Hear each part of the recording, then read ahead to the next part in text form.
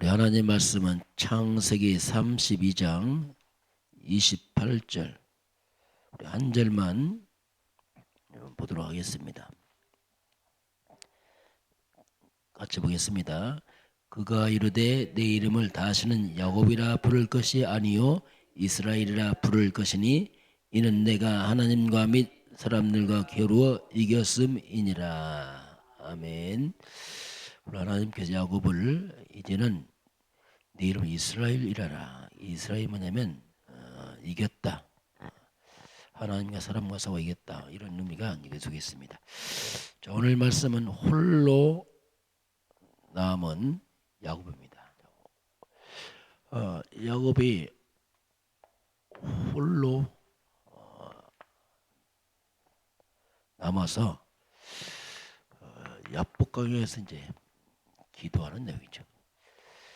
자, 그러면 먼저 우리 사무엘 좀 말씀하고 있습니다.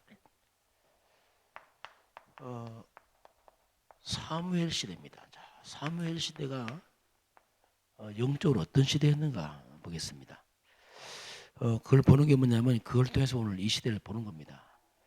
잘 보이지 않습니다. 왜냐하면 같이 흘러가니까 성경을 때부터 조명해 봐야 됩니다. 사무엘 시대 특징이 뭐냐면 말씀이 희귀했다. 이게 합니다. 말씀이 정말 보이지 않았다. 그리고 이상이 거의 보이지 않는, 잘 거의 없는. 그 당시는 성경이 없기 때문에 하나님이 보여줬습니다. 그리고 말씀을 하셨단 말이죠. 그 말씀이 끊어지고 거의 안 보여졌단 말이 뭐냐면 이 시대는 하나님과 소통이 거의 끊어진 시대였습니다. 그래서 심각하죠. 하나님이 말씀하지 않고 하나님이 안 보여준다. 이건 심각하거든요. 그럼 왜 그랬을까? 한마디로 말하면 하나님께서 아무리 말씀해도 말씀을 듣지 않아요. 그렇죠. 우리가 말을 해도 상대방이 말 못 알아들으면 말 안 합니다. 왜냐하면 또 말씀을 해도 반응이 없어요. 그럼 말 안 합니다. 왜냐하면 하나만 하니까. 말씀에 듣지 않고 아무리 보여줘도 하나님께서 이상으로 보여줘도 그걸 순종하지 않는 거예요. 영적으로 귀를 닫아버린 거죠. 이게 참 무서운 거예요. 성도들이 하나님이 예배할 때 예배가 뭐냐면 하나님 말씀하는 시간이거든요. 근데 말씀을 줘도 감목이 없는 겁니다. 습관적인 예배. 그냥 습관적으로 종교식으로 그냥 예배 드리고 끝난단 말이에요. 하나님이 말씀하지 않습니다. 그럼 이게 굉장히 무서운 거예요. 이게 뭐냐면 한마디로 뭐냐면 종교성을 들합니다. 일반 종교 똑같아요. 그냥 무감각하게 종교생활 아주 습관적인 예배를 드리는 사람들. 마음에 감동도 없고 말씀에도 거기에 대한 반응도 없고 죽은 예배죠. 한마디로 말하면. 그런 시대였습니다.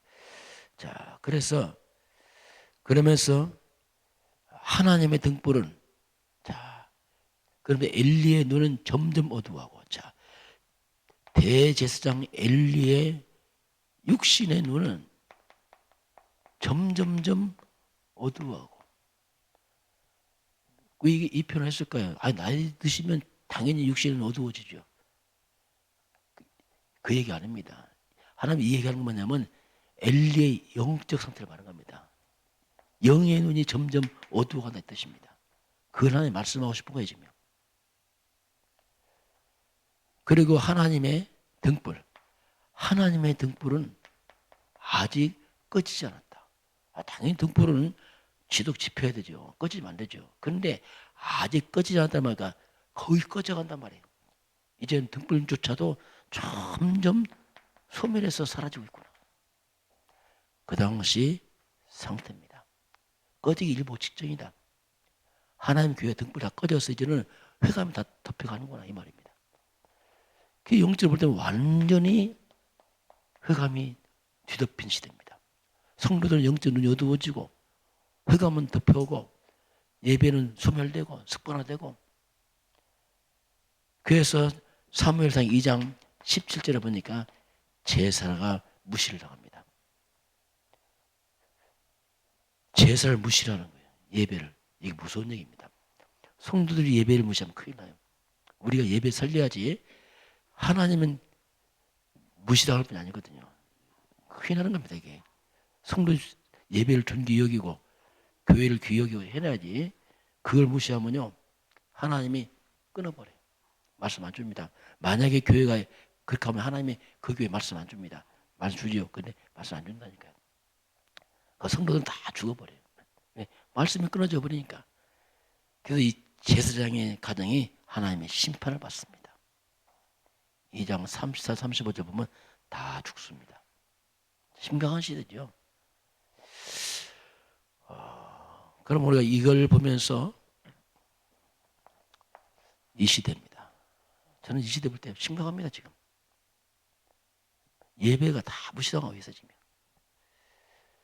이 시대가 지금 점점점 교회들이 문을 닫아갑니다. 유럽은 다 거문 닫고 팔려갔고 미국도 급속도로 따라가고 한국도 급속도로 지금 가고 있어요. 이게 왜 그렇습니까? 한마디로 복음이 점점점 희미해지고 있어요. 교회에서 복음이 점점 사라지고 있어요. 자꾸 다른 얘기합니다. 육신 얘기 너무 많은 거예요. 육신 얘기, 정치 얘기, 사회 얘기를 한단 말이에요. 오직 그리스도 말해도 순찬을 반해 자꾸 다른 얘기예요. 그래서 성도들은 점점 어두워가는 거예요. 점점 영적으로 볼 때. 이게 시대를 보는 거죠. 그건 잘 안 보여. 왜? 다 그렇게 하니까. 이걸 왜 잘 보는. 그래서 복음이 희미하단 말이 뭡니까? 사무엘 시대로 말하면 등불이 점점 꺼져가고 그 말이에요. 말씀이 점점 사라지고 이 말입니다. 희귀하고 뭐 같은 말이에요. 복음이 점점 희미해져서 복음의 말씀이 사라지게 되면은 어떤 일이 벌어지냐면 가장 먼저 성도들입니다. 성도들. 성도들은요 굉장히 속을 방황합니다. 말은 안 하고 방황하고 있어요.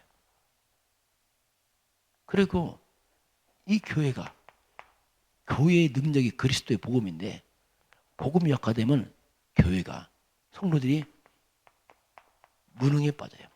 아무 힘이 없어요. 점점 교회는 세상을 살리고 흑암을 무너뜨리고 리더해야 되는데 교회가 무능하니까 어디 가서 힘을 얻겠어요. 이 땅에서요. 복음이 사라지면요 교회는요 하나님 말씀 전하지만 거의 율법입니다. 율법으로 자꾸 하니까 법은 법대로 하자 그죠. 율법을 계속 전파하면 신문대로 거둡니다. 복음을 계속 심으면 성도가 치유도 회복되고 살아납니다. 거꾸로 율법을 계속 교회에서 말하면은 딱 하나입니다. 다툼과 분쟁이 일어납니다. 왜? 율법은 맞냐 틀리냐 내가 그렇게 얘기하거든요. 이렇게 되는 사이에 교회 바뀝니다. 자, 세상의 등불이요 세상에 비친 교회가 이렇게 등불이 꺼져가게 되면 세상은 어떻게 됩니까? 세상은 말 그대로 흑암에 휩쓸려 버려요. 완전 흑암. 그래서 이 틈을 타고 우상이 급증합니다. 우상과 무속 막 일어나는 거예요. 이 교회가 영안이 어두우면요 교회가 밖에 우상이 일어나는지 우상이 많은지 종교만 관심도 없어요. 네, 영이 어두우니까 이건 심각한 문제인데 우상과 무속의 지역이 일어나고 많은 이상한 종교단체 일어난단 말이 뭐냐면 한마디로 말하면 온 땅에 사탄이 막 득세를 해서 지 멋대로 활개치고 다닌다 같은 말입니다. 근데 영의 눈이 감기니까 이게 보이냐 말입니까?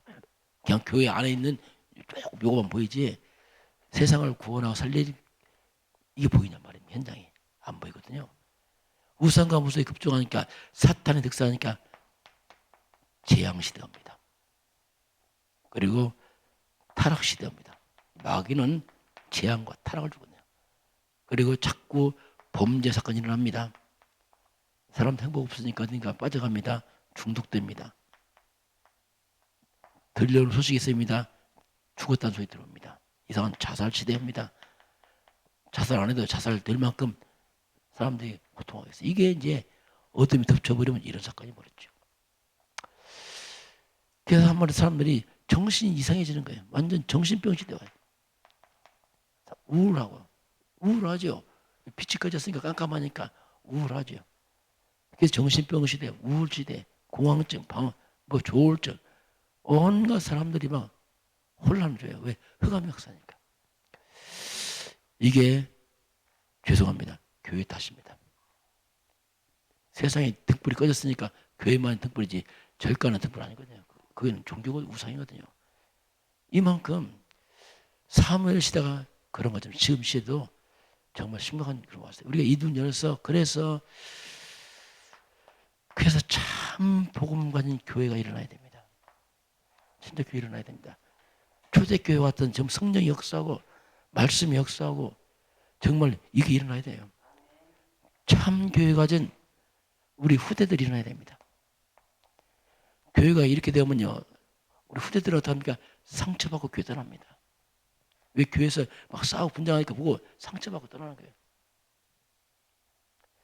어릴 때 나와요. 왜? 못 모르고 크면서부터 결심하면 안 나간다고. 다 이게 많다니까요. 그래서 교회 미래가 사라지는 거죠. 이런 정말 성경적 복음적 그런 교회들이 다시 일어나야 됩니다. 이게 뭐냐? 종교교회죠. 성경으로 다 돌아가야 됩니다. 복음 다 돌아가야 돼요. 그렇지 않으면 종교에 탈을 쓴 것처럼 교회나 종교나 일반교회가 다를 바 없어요. 매력 없는 그런 매너리즘에 빠진 교회, 이거 위험합니다. 자, 그 눈을 홀로 남은 야곱입니다. 자, 참 복음입니다. 참 복음이 회복되면은 참 복음의 능력이 있죠, 이게. 참 복음의 능력은 모든 것을 양보해도 이깁니다. 이게 복음이에요. 참 복음은요, 모든 사람을 수용해도 응답을 받습니다. 참 복음의 능력은 모든 걸 다 희생해도 하나님 모든 축복을 다 받습니다. 이게 참 복음이에요. 그리스도란 말은 위대한 말입니다. 정말 예수님이 그리스도다. 이야, 이 말은 보통 말 아니에요. 모든 끝냈던 얘기예요. 이미 다 승리했다. 과거, 현재, 미래 다 끝. 이게 그리스도란 말이거든요. 더 부족한 게 없어요. 그리스도 오직 그리스도 한다면요, 자꾸 다른 거 합니다. 부족한 것처럼 다른 거 할 필요. 왜냐하면 완전한 이름 그리스도 오직 예수인데요. 이 부분을 놓쳐버리면 그러죠. 자, 그래서 노력을 많이 해서 성공하기도 하죠. 그리고요, 열심히 싸워서 성공하고 이기기도 합니다. 그러나 더 큰 축복이 뭐냐면 우리가 싸우지 않고 이겨야 돼요. 이게 복음이에요. 하나님의 사람들은 안 싸우고 이기는 겁니다. 다 양보하면서 이기는 겁니다. 아브라함 그러잖아요. 네가 좌하면 우하고 우하면 좌하겠다. 다 양보하면서 이기는 거예요. 왜? 하나님의 백성들은 하나님 함께하고 예수가 그리스도란 말이 뭐냐면 안 싸우고서 어떻게 보면은 미리 이기는 거죠. 미리 이기고 하는 겁니다. 그리스도란 말이 뭐냐면 이미 이긴 싸움이에요. 이미 사단은 다 무너졌고 재앙은 떠나게 되어 있습니다. 이긴 싸움이에요. 살아보는 게 아니고 미리 이기고 하는 겁니다. 이게 참 복음이죠. 하나님의 백성들은 이렇게 싸우는 겁니다. 그게 진짜 응답입니다. 오늘 하나님이 야곱을 네 이름을 이스라엘이라. 자, 참 이스라엘이죠. 야곱을 하나님이 이제는 이스라엘이다 이렇게 바꾸죠. 이건 너는 이긴 자다. 이긴 자다. 이미 이긴 자다. 이렇게 하나님 말씀하죠. 자, 참 이스라엘이 뭐냐? 이게 뭐냐면 하나님의 절대 주권수로 우리는 하나님의 절대 주권 속으로 들어가는 겁니다. 오늘 야곱이지만 하나님이 이미 어머니 태중에서부터 야곱과 에서가 태중에 싸웠잖아요. 작은 자가 큰 자를 큰 자가 잡으면 성빌 것이다. 이미 태중에서부터 하나님께서 말씀했어요. 이게 뭐 하나님의 절대 주권입니다. 야곱 의지가 아니라 하나님의 절대 주권 속에서 그래서 우리는 하나님의 절대 주권 속에 있기 때문에 우리는 하나님의 응답은 따라오는 거죠. 이미 처음부터 하나님이 선택을 했습니다. 저와 여러분도 우리 잘난 게 아니고 하나님이 우리를 선택했습니다. 선택받은 백성이죠. 우리가 뭐 알아요 어떻게. 창사전에 우리를 선택했다 나오고 어머니 태중에서 우리를 선택한 거죠. 우리 어머니들 우상숭배 미신숭배일 때 선택했다니까요. 이게 우리가 의가 있어요. 하나님의 은혜죠. 하나님 절대 주권 속에 있기 때문에 이미 선택이죠. 그리고 저와 여러분의 지난 과거입니다. 여러 가지 문제 사건 있잖아요. 그것도 하나님 절대 주권에 뭐 상처받을 것도 없고 절대 주권입니다. 그래서 지난 과거를 우리는 발판 삼아야 돼요. 절대 주권이다. 그것 때문에 내가 오늘 여기까지 왔고 내 새로 시작하는 거 아니냐. 그렇게 빠져나와야 됩니다. 두 번째는 뭐냐면 우리는 하나님의 절대 언약 속에 있습니다.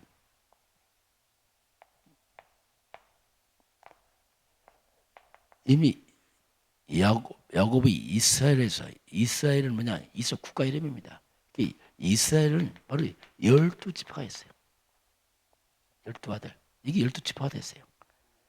이 자체가 뭡니까? 세계복음화입니다. 이 후대를 통해서 하늘의 별처럼 모든 족속이 복을 받을 것이다. 세계복음화입니다. 세계복음은 하나님의 약속이에요. 우리가 하는 게 아니고 되어지게 돼 있습니다. 우리는 이 일에 쓰이면 도구지 하나님의 절대 주권 속에서 세계복음화는 이루어지고 있습니다. 땅끝까지 복음 전가돼야 되죠. 그래서 우리가 세계 복음화란 말이에요. 뭐가 중요하냐? 세계 복음화. 종교화가 아니고 복음화는 복음화. 그 복음화를 해야 돼. 예수 그리스도를 전해야 된단 말이에요.